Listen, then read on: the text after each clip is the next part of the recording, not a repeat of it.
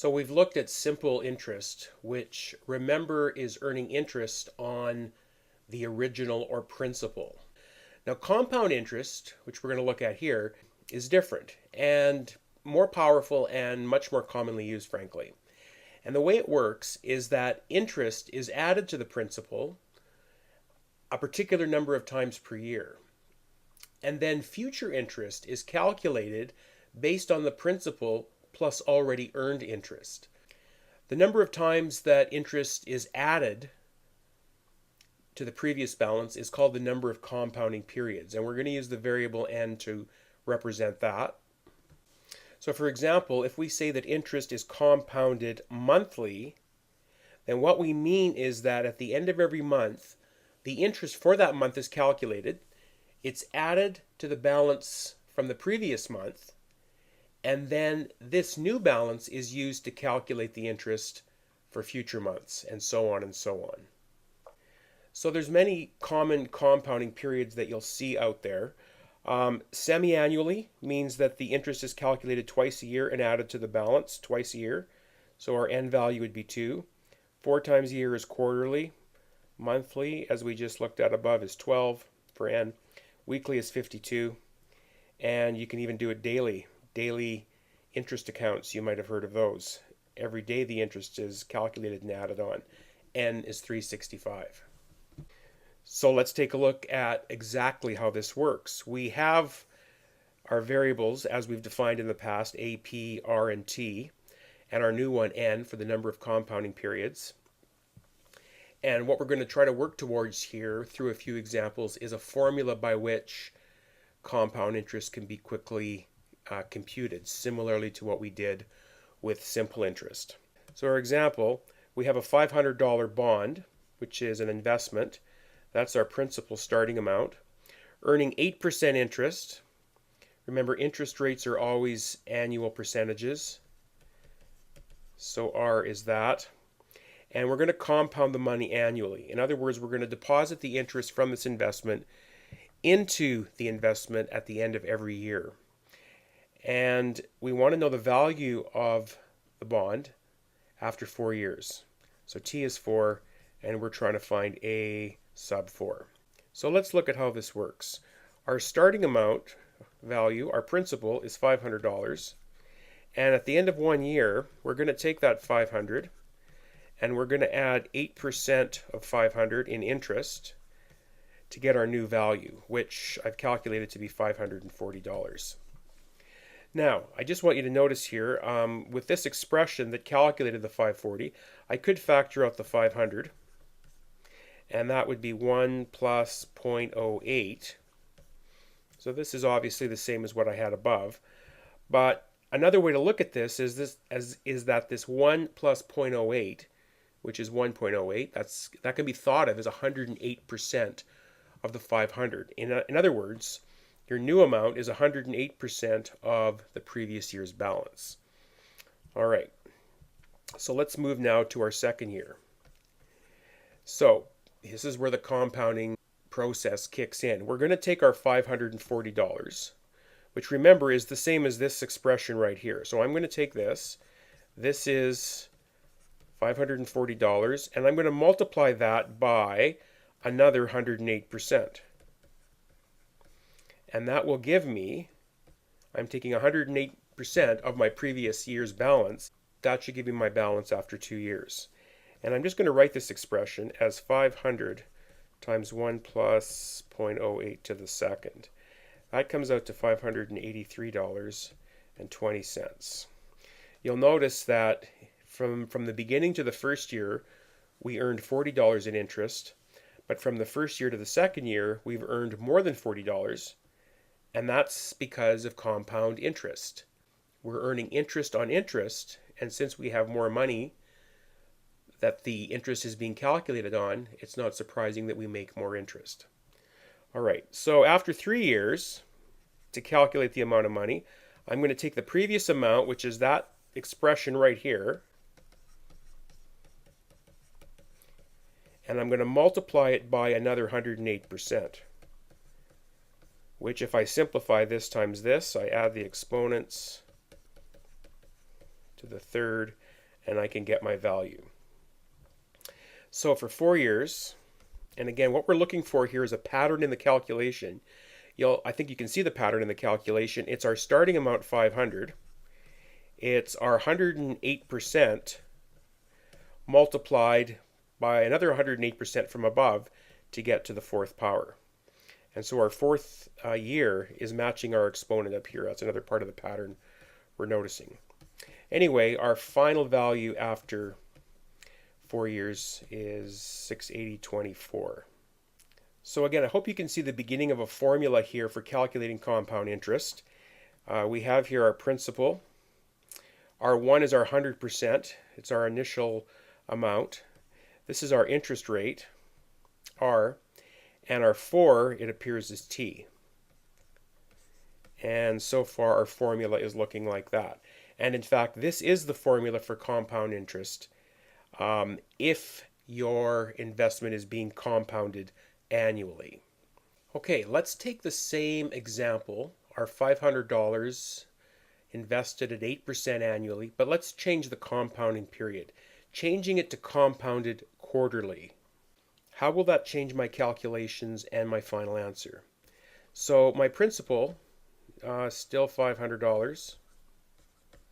My annual interest rate, still 8%. We're compounding 4 times per year, and we want the value after 4 years. So our value at the beginning is 500. And we're going to calculate the amount of money after 1 quarter of a year.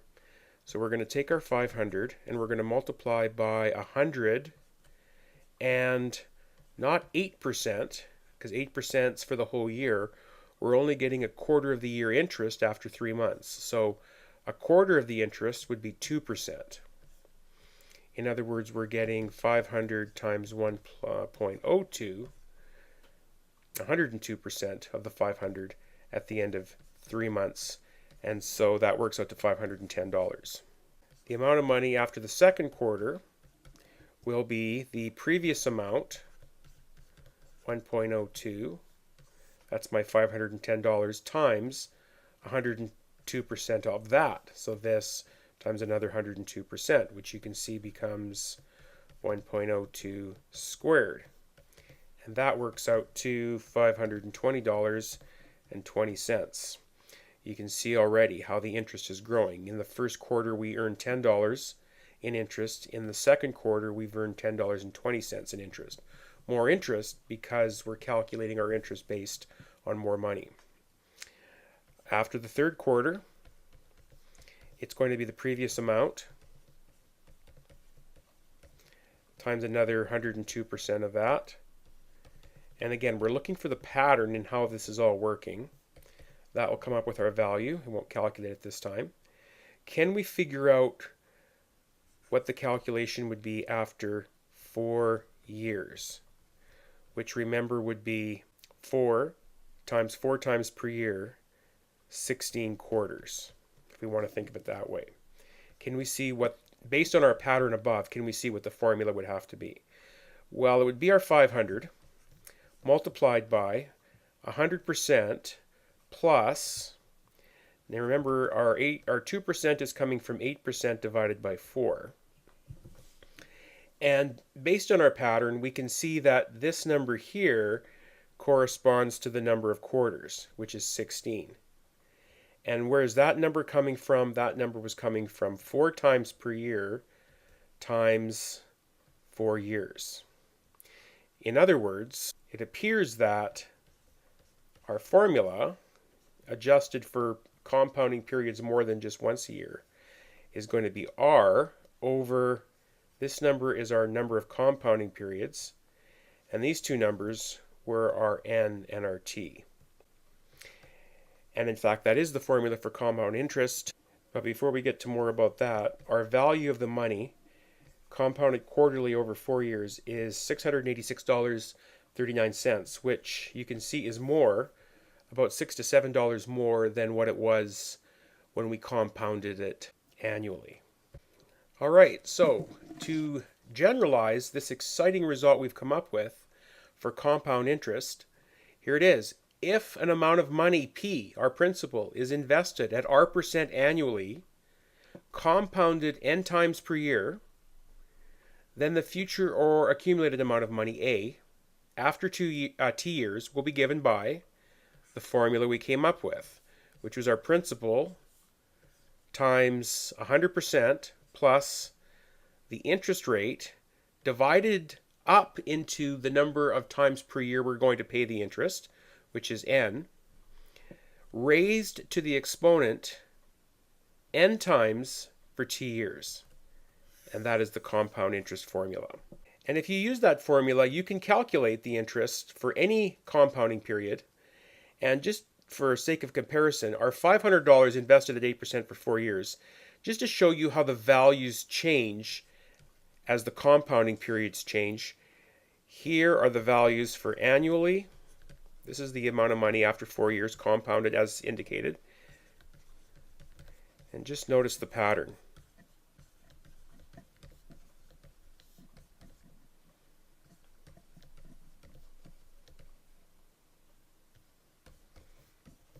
And you'll notice that as the number of compounding periods increases, you earn more and more money. So compound interest is very powerful, as you see. Yes, it does have a power in it, but it's powerful. It's a powerful way to make money grow over time.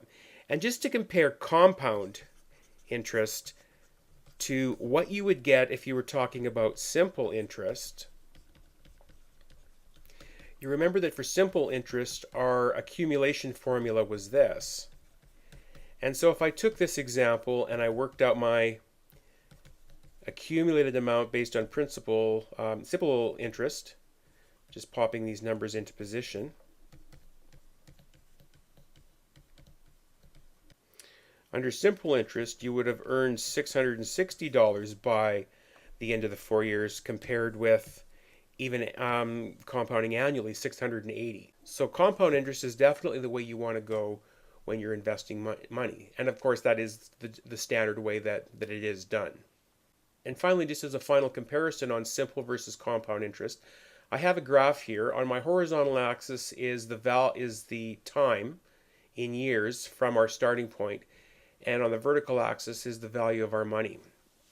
And the red curve represents the way the money is growing under simple interest, a linear curve, and the green curve is how the money is growing under compound interest. In this case, compounded annually. And if I go year by year, you can see at the beginning the money is worth $500. But as we move on,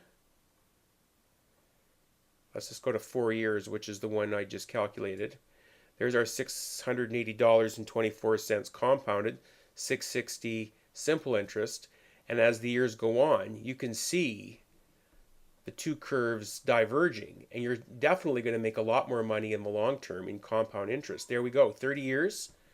Your $500 under simple interest is worth $1,700, but under compound interest, it's worth over $5,000. Simple interest grows linearly, compound interest grows exponentially.